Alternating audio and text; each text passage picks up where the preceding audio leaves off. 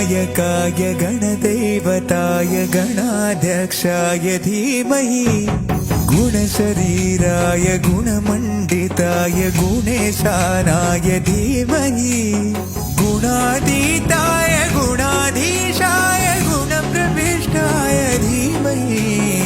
एकदन्ताय वक्रतुण्डाय गौरीतनयाय धीमहि